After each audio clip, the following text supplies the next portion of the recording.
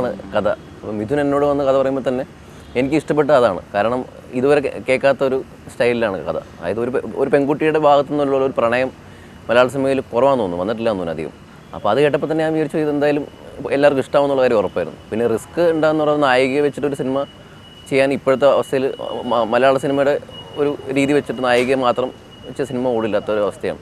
അപ്പോൾ അതിനുവേണ്ടി ഞാൻ ആദ്യം തന്നെ നിവിനെ വിളിക്കുകയാണ് ചെയ്തത്. നിവിനെ വിളിച്ചു പറഞ്ഞാൽ അങ്ങനെ ഒരു കഥയുണ്ട്, അപ്പോൾ നായികയാണ് മെയിൻ, നീ 2 പടത്തിൽ നിനക്കൊരു പോർട്ട്ഫോളിയോ പോലെ ആയിരിക്കും സിനിമ, നിനക്ക് പല പല വേഴ്സിൽ വരാം, അത്ര ഉണ്ടാവുള്ളൂ. അപ്പോൾ നിവിൻ ഓക്കെ പറഞ്ഞുകൊണ്ടാണ് പടം ഉണ്ടായത് തന്നെ. അപ്പോൾ നിവിനോട് സ്റ്റോറി പറഞ്ഞു ആദ്യം.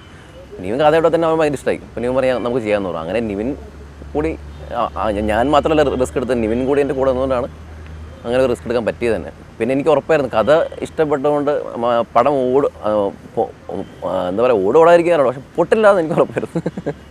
എൻ്റെ ശരിക്കും ആദ്യത്തെ സിനിമ ഞാൻ വേറൊരു കഥയായിരുന്നു ഞാൻ തന്നെ എഴുതിക്കൊണ്ടിരുന്ന കഥയായിരുന്നു. അപ്പോൾ അത് ഇടയ്ക്ക് വെച്ച് സ്റ്റക്കായി ഇങ്ങനെ നിന്ന സമയത്താണ് മിഥുൻ വന്ന് ഈ കഥ പറയുന്നത്. മിഥുൻ എന്നോട് പറയുന്നത് 2012 നവംബറിലാണ് കഥ പറയുന്നത്. അപ്പോൾ നവംബർ മാസത്തിന് ഞങ്ങൾ എഴുതി തുടങ്ങി. ഞാനും മിഥുനോട് ഇരുന്ന് എഴുതി കുറച്ച് നേരം അങ്ങോട്ട് പറഞ്ഞു. ആദ്യം മിഥുൻ പറഞ്ഞ വേർഷനല്ലായിരുന്നു, ഇതല്ലായിരുന്നു. അപ്പോൾ അത് മാറ്റി കുറച്ച് ഞാൻ പറഞ്ഞു മസാല ഇടാം എന്നാലേ മലയാളികൾക്ക് ഇഷ്ടമാവുള്ളൂ എന്ന് പറഞ്ഞിട്ട് മസാല ഇട്ടിട്ടാണ് എനിക്കൊരു 3 മാസം കൊണ്ട് തന്നെ എഴുത്ത് കഴിഞ്ഞു മൊത്തം.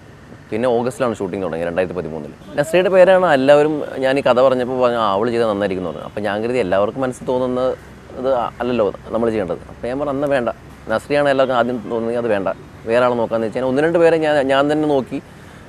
എനിക്ക് അത്രയ്ക്ക് അങ്ങോട്ട് ബോധിച്ചില്ല. പിന്നെ ഇവള് ചെയ്ത പടങ്ങൾ ഞാൻ കുറച്ച് കണ്ടിട്ടുണ്ട്. അപ്പോൾ എനിക്ക് ആദ്യം ഭയങ്കര ഇതുണ്ടായിരുന്നു, ഇത് ഇവളെ കൊണ്ട് താങ്ങുമോ, ഒറ്റയ്ക്ക് പോകുമോ എന്നൊക്കെ ഉണ്ടായിരുന്നു.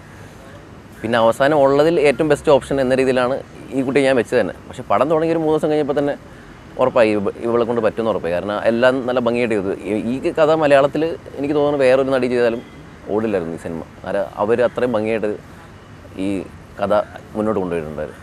ധൈര്യം കഥ തന്നെയായിരുന്നു. കാരണം ഇതിനകത്ത് ആളുകൾക്ക് ഇഷ്ടപ്പെടുന്ന കുറേ സാധനങ്ങൾ ഇടാൻ പറ്റുമെന്ന് ഉറപ്പായിരുന്നു. അപ്പം എനിക്കിഷ്ടപ്പെടുന്ന ഞാൻ കാണാൻ ആഗ്രഹിക്കുന്ന കുറച്ച് കാര്യങ്ങൾ, സിനിമയിലെ എൻ്റർടൈൻമെൻറ്റാണ് എൻ്റെ ലക്ഷ്യം. സിനിമ കണ്ടു കഴിഞ്ഞാൽ എല്ലാവർക്കും ഇഷ്ടമാവണം. അപ്പോൾ ആളുകൾക്ക് ഇഷ്ടമാവുന്ന കുറച്ച് സാധനങ്ങൾ ഈ പടത്തിൽ ഇടാൻ പറ്റുമെന്നുള്ള ഒരു സ്കോപ്പ് ഉണ്ടായിരുന്നു, കുറേ ഏരിയ ഉണ്ടായിരുന്നു. അപ്പോൾ അതെനിക്ക് എന്തായാലും ഞാൻ പടം പൊട്ടില്ല എന്നുള്ള കാര്യത്തിൽ എനിക്ക് ഭയങ്കര ഉറപ്പായിരുന്നു. അല്ലല്ല, ഞാൻ അങ്ങനെ മനഃപൂർവ്വം നമ്മുടെ ആദ്യ സിനിമയിൽ 3 സംവിധായകർ ഇരിക്കട്ടെ അങ്ങനെ ഇട്ടതല്ല, സംഭവിച്ചു പോയതാണ്. കാരണം ഞാൻ ആദ്യം ഇങ്ങനെ ഒരു ക്യാരക്ടർ മത്തായി ഡോക്ടർ എന്ന് പറഞ്ഞപ്പോൾ തന്നെ ഞാൻ പറയുന്നത് പുതിയൊരാൾ വെക്കാം, പുതിയ ആൾ ആയിരിക്കണം, പക്ഷേ മലയാളികൾക്ക് എല്ലാവർക്കും അറിയാൻ വേണം. അപ്പോൾ അങ്ങനത്തെ ഒരു ആക്ടർ വേണ്ട, ആക്ടർ ആകുമ്പോൾ എല്ലാവർക്കും എല്ലാ പടത്തിലും അഭിനയിച്ചില്ല. അപ്പോൾ ഇതുവരെ ചെയ്യാത്ത മലയാളികൾക്ക് ഇഷ്ടമുള്ള ഒരാൾ. അങ്ങനെ കുറച്ച് പേര് ഇങ്ങനെ ആലോചിച്ച് ഞാൻ കൊച്ചു ദിവസം ചിറ്റിൽ പുള്ളിനെ വിളിച്ചാലോ എന്നൊക്കെ ചോദിച്ചു. മിഥുൻ പറഞ്ഞു വേറെ പണിയില്ലേ. പിന്നീടാണ് മിഥുൻ അതിനടുത്ത് പറയുന്നത് എടാ പുള്ളി ആയാലോ, ഇങ്ങനെ രഞ്ജി പണിക്കർ സാറിന് അവൻ അതിനു മുമ്പ് കണ്ടിട്ട് വന്നതാണ്. അപ്പോൾ എനിക്ക് ആളെ കണ്ട ഓർമ്മയില്ല. ഞാൻ പറയുന്നത് ഫോട്ടോ എല്ലാം ഉണ്ടെന്ന് ചോദിച്ചു. അപ്പോൾ അവൻ്റെ ഫോണിൽ കാണിച്ചു തന്നു. അപ്പോൾ ഞാൻ പറയണം നല്ല ഭംഗിയുള്ള ഒരു അച്ഛൻ, പുള്ളിനെ മതി എന്ന് പറഞ്ഞു. അങ്ങനെ ഞാനും മിഥുനോട് പോയി പുള്ളി കണ്ട് പറഞ്ഞു സാർ ഇങ്ങനെ ഒരു കഥയുണ്ട്. അപ്പോൾ സാർ ആദ്യം ചോദിച്ചാടാ ഞാൻ ഭയങ്കര സ്റ്റിഫാണ്, മുഖത്തൊന്നും ഭാവം വരില്ല. ഞങ്ങൾ പറഞ്ഞു സാറ് വന്നോളൂ നമുക്ക് നോക്കാമെന്ന് പറഞ്ഞു. അങ്ങനെ പുള്ളി പക്ഷേ തകർത്ത് അഭിനയിച്ച് ആ റോള് ഗംഭീരമായിക്കണം. ഈ സിനിമയിൽ നിന്ന് ഞാൻ പഠിച്ചത് കൂടെ നിൽക്കാൻ ഒരു 4 പേരെങ്കിലും മിനിമം ഉണ്ടെങ്കിൽ നല്ലൊരു പടം ചെയ്യാൻ പറ്റും.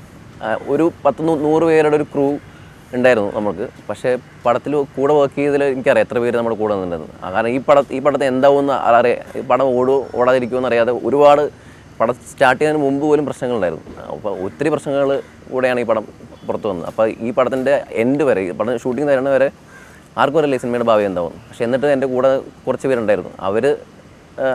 ഞാൻ പഠിച്ച പടം എന്ന് പറഞ്ഞു കഴിഞ്ഞാൽ കുറച്ച് പേര് ആവശ്യമുള്ളൂ. ശരിക്കും ഒരുപാട് പേരുടെ ആവശ്യം ഇല്ല. കൂടെ കട്ടയ്ക്ക് നിൽക്കുന്ന ഒരു 5 പേരുണ്ടെങ്കിൽ ഒരു സിനിമ ചെയ്യാൻ പറ്റും. സിനിമയായിട്ട് ബന്ധമില്ലാത്തവരുടെ അവർ നമ്മുടെ കൂടെയുള്ള സമയം എന്ന് പറഞ്ഞാൽ സിനിമ സ്റ്റാർട്ട് ചെയ്യുന്നവരെ ഉണ്ടാവുള്ളൂ. അവരുടെ ആവശ്യം അവർക്കൊന്നും ചെയ്യാൻ പറ്റില്ല. സിനിമ ഷൂട്ടിംഗ് തുടങ്ങി കഴിഞ്ഞാൽ പിന്നെ അവർ വിചാരിച്ച് നടക്കത്തില്ല.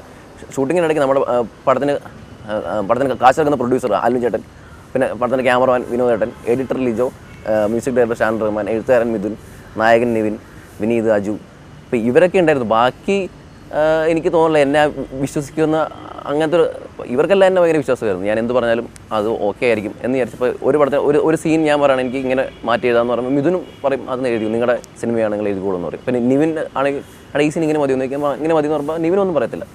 അങ്ങനെ എന്നെ വിശ്വസിച്ചിട്ട് എൻ്റെ കൂടെ നിന്ന് ഇങ്ങനെയുള്ള ആൾക്കാർ കാര്യമാണ് ഉദ്ദേശിച്ചത്. കാരണം അവരൊക്കെ ഞാൻ എന്ത് പറഞ്ഞാലും ഇവൻ പറഞ്ഞതായിരിക്കും ശരി എന്ന് വിചാരിക്കുമായിരുന്നു. അപ്പോൾ അങ്ങനെ ഒരാൾക്ക് വിശ്വസിക്കാനുണ്ടാവുക എന്നുള്ളതാണ് ഞാൻ പഠിച്ച പാഠം. കാരണം നമ്മൾ കുറേ ആൾക്കാരുടെ അടുത്ത് പോയി ഞാൻ ഒരുപാട് പേരുടെ അടുത്ത് സ്റ്റോറി പറഞ്ഞിട്ടുണ്ട് ഇതിനു മുമ്പ്. അപ്പോൾ അവരൊക്കെ ഇതിലും ഞാൻ ഇപ്പം ചെയ്ത സിനിമയെക്കാളും വേറെ കുറേ ഉണ്ടായിരുന്നു നല്ല കഥകൾ. അപ്പോൾ അതൊക്കെ പറഞ്ഞപ്പോൾ ആൾക്കാർ വിശ്വസിച്ചില്ല, ഇവൻ ഏതാണെന്ന് ഇരിക്കുകയായിരുന്നു. ഇപ്പോൾ ഞാൻ പറഞ്ഞാൽ വിശ്വസിക്കുമായിരിക്കും. അപ്പോൾ അങ്ങനെ ഒരാൾ കഥ പറയുമ്പോൾ അതിൽ വിശ്വസിക്കുക എന്നുള്ളതാണ്. അങ്ങനെ കുറച്ച് ആൾക്കാർ ഉണ്ടായത് എൻ്റെ ഭാഗ്യമാണ്, എൻ്റെ ടീം വർക്ക്.